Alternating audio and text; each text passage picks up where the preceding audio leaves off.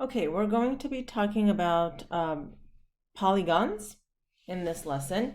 So a polygon is a closed figure formed by a finite number, a number that can be counted, a finite number of coplanar segments, and those segments are called sides.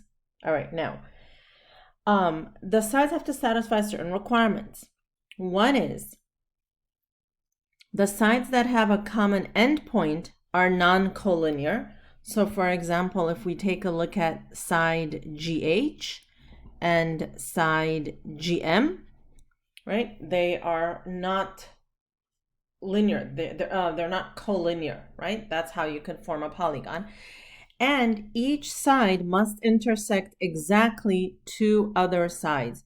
So again, if we look at the red GH, it intersects or touches one side here and another side here. And if you notice, it touches both of those sides at their endpoints, only at their endpoints.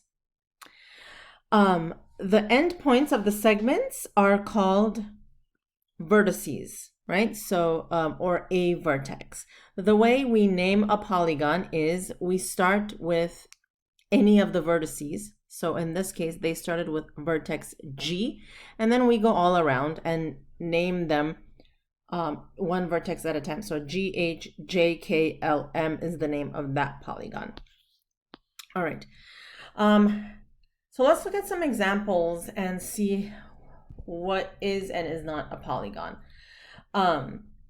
Take a look at the right side of this table where we have some examples of what is not a polygon. Well, here in this case, this one is not a polygon because it's not closed over there. And then we have some here that are not polygons because, the sides are curved. They're not segments. That goes, for those two as well. We have this one here where they're all segments, but take a look at this segment. It intersects another segment, not at the end point, but at the middle. So that is not a segment. And that's the same reason why that bow tie looking one is not a polygon. What are polygons, however, are the ones where, you have segments as their sides, and each of the segment touches exactly two others at their endpoints. All right. Polygons can be either convex or concave. In a convex polygon, if you highlight and extend any of the sides, those lines never enter inside of the polygon, right? So for example, if I take my green pen here, and if I extend this bottom side of this triangle, you see how that green line only stays on the outside of the polygon, as opposed to this other one. So again, with my green one, if I take and extend this side, okay, that side stayed completely outside of the polygon, fine.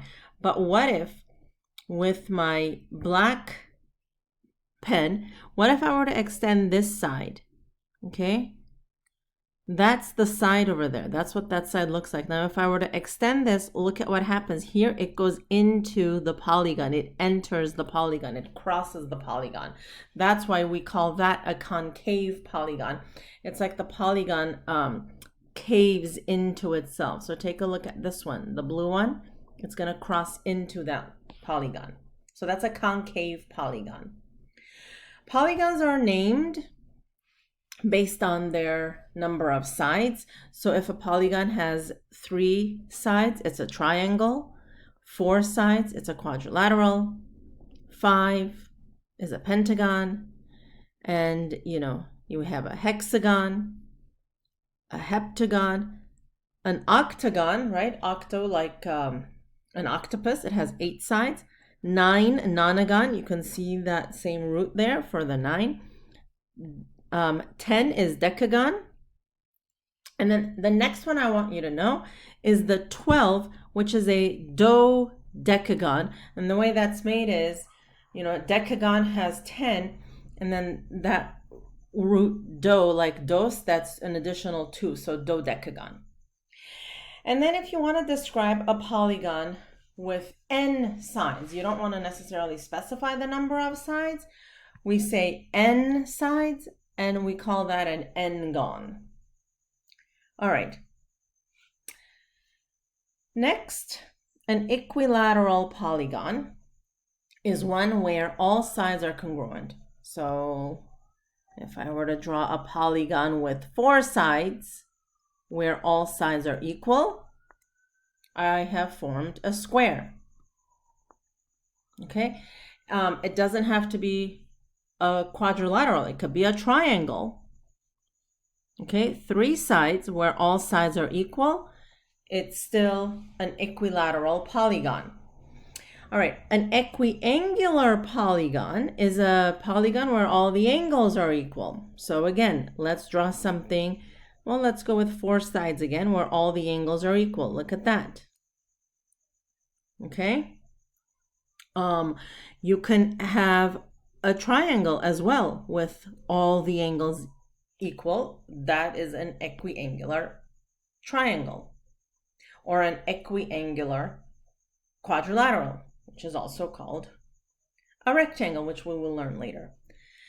Next, what if something is equilateral, like this,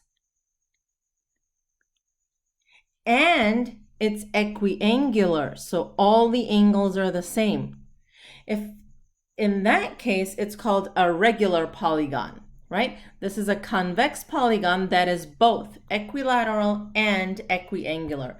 And, you know, again, it doesn't just have to be a quadrilateral. It could be a hexagon, or it could be a pentagon, which has 5 congruent sides and also 5 congruent angles. That's a regular pentagon or a regular polygon.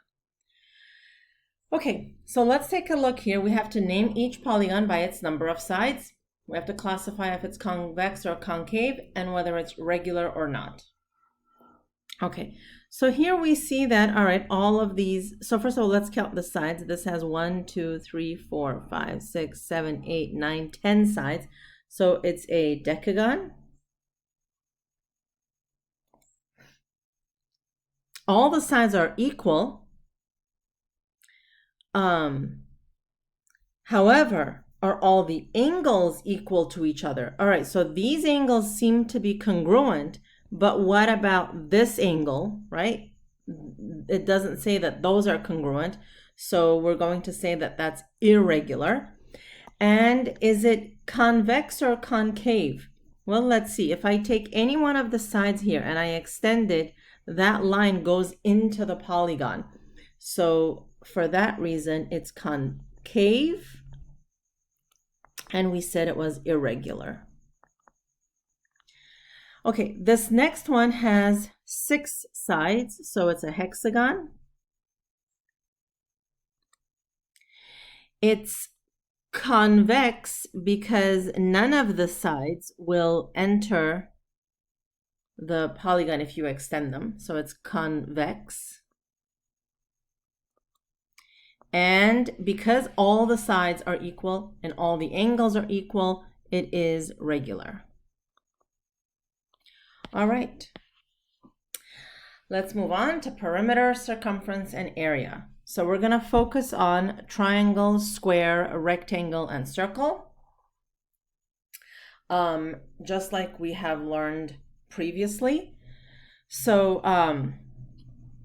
for the perimeter, remember, we just add all of the sides, right? So for the perimeter of a triangle, we add all the sides. For the square, we add them up. It's just 4 times the side. The rectangle is 2L plus 2W. Now, for the circle, we don't call it a perimeter. We call it a circumference. And it's either pi times diameter, or because the diameter is 2 times r, right? It's also 2 pi r. Okay, so that's circumference. Area, I think you also remember. So for the square, it's the side squared. For the rectangle, it's base times height. For the triangle, it's base times height over 2, right? Half times base times height, or base times height over 2. And please remember that the base and the height have to be perpendicular to each other. Okay, so here, let's go ahead and find the perimeter or circumference and the area of each figure. All right, so here, if we label the triangle, the sides of the triangle A, B, and C, notice we have to find that missing side before we can find the perimeter. We're going to use the Pythagorean formula, the Pythagorean theorem, sorry. A squared plus B squared equals C squared. So that's 6 squared plus 8 squared equals C squared. 36 plus 64 equals C squared. 100 equals C squared. And if I take a square root of both sides, then C is 10. So the perimeter is 6 plus 8 plus 10, 24 feet. The area is going to be base times height over 2. Because there is a right angle here, we can say that one of these is the base and the other one is the height, because remember they have to be perpendicular to each other.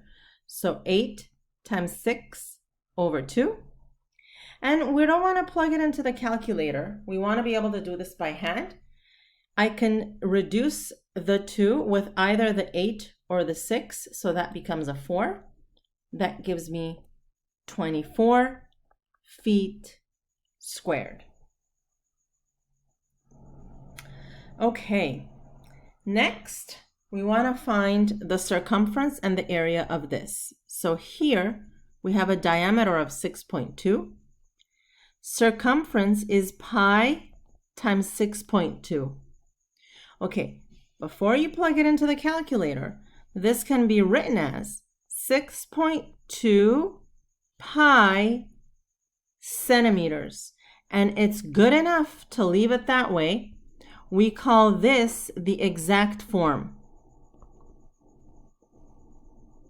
Exact form is basically when you leave it in its most reduced form without plugging it into your calculator.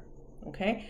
Often on your tests or quizzes, I'm going to ask for answers to be in exact form. That means you have to do it without your calculator.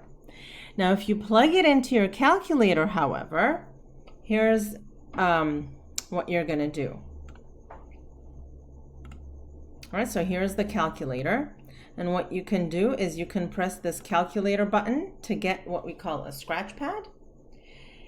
Here, we're going to do 6.2 times.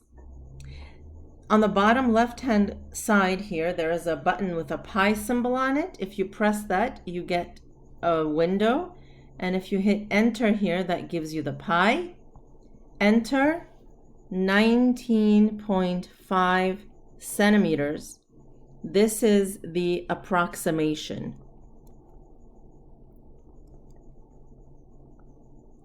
In fact, because it's an approximation, I often don't use equal signs. I use this approximate symbol. All right, let's find area. Area is pi r squared. Well, what's the radius here? 3.1. So it's 3.1 squared. Now, what's 3.1 squared? That's 9.6, right? So I'm going to say that this is 9.6 pi centimeters squared. That is the exact form again. If you plug it into the calculator, however, it's approximately 9.61 times pi, 30.2 centimeters squared. Okay, that's the approximation. Okay, next, we want to find the perimeter or the circumference for each of the figure described. So let's see what we're given here. We're given that the length of a rectangle is twice its width and its area is 50 square meters. Okay, first thing, please draw this. Let's draw a rectangle. We have here a width and a length. Well, it says the length is twice the width. Well, if the width is W, then the length is 2W, and the area is 50 square meters. If we are given area, we start with area equal to 50 meters squared. Now, what is the formula for area? It's length times width, right? So it's 2W times W equals 50. 2W squared equals 50. Divide by 2. W squared equals 25. W is 5. Okay. So now, if W is 5, then how much is the length? 10. And what are we looking for? We're looking for perimeter, which is 2L plus 2W. That's 30 meters. Okay, lastly, we are told that the area of a circle is 64 pi. So area is 64 pi. Okay, what's the formula for area though? It's pi r squared. That's 64 pi. Divide by pi, divide by pi. R squared is 64. Take a square root. R is 8. Okay, but we're looking for the circumference, which is 2 pi times 8. That's 16 pi inches, which is approximately 16 times pi. If you plug it into your calculator, will give you 50.3 inches. Okay, and that's section 6.